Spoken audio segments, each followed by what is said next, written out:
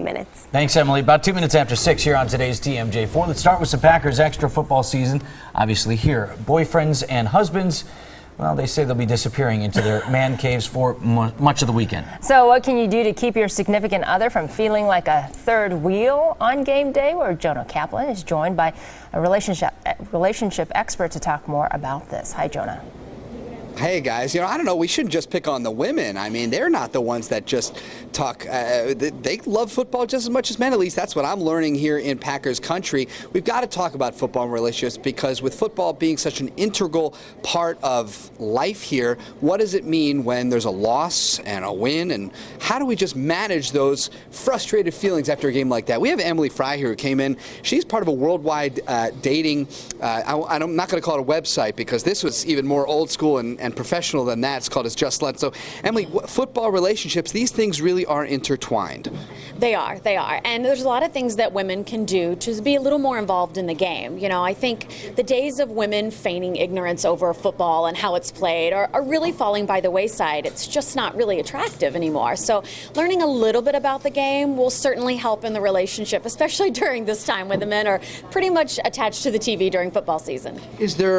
Can there be a football overkill, for instance, though? I mean, women will take maybe football to a point. To a point. Here's where the overkill happens. When the fantasy football thing is going on, we don't get it. We just don't get it. We feel like you're 9 years old and you have an imaginary friend. So do the fantasy football, guys, but just talk about it with your buds. Don't talk about it with us, because we don't get it. I have a feeling women are kind of also those people that go on fantasy and they're just going to be, oh, I like that last name. Oh, that sounds good. And then they're going to win, which just angers those guys to begin with, right? Yeah, it's definitely happened. The women base it on maybe, uniform color or something like that, or who has a cute tush maybe, and yeah, they go win. So yeah, but otherwise, yeah, we just don't really get it. So just keep that one to yourselves. Is there something about football maybe that it's acceptable to make a date out of? You can, but you really need to be careful. We tell clients that it's just lunch. Go with a group. If football is not really your thing, and for some women it's just not, and that's okay, but go with a group. Go tailgating. Have a good time. Any sporting event, even if you're not really into it, is going to be a lot more fun when you're around a group of people, you're having a few cocktails, some food.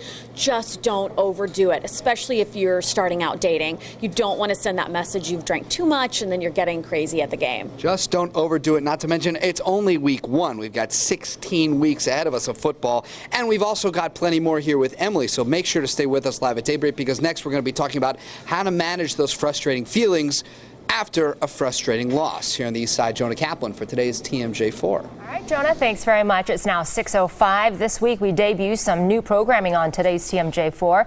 It's Mondays at 6:30 p.m. Watch Packers Live. It's a new weekly show hosted by Packers Hall of Fame player and radio analyst Larry McCarron. And then on Tuesdays, the Mike McCarthy Show returns at 6:30, featuring the Packers head coach and a player guest. Because of these shows, Wisconsin Tonight will now be available live on digital channel 4.2. 6:05.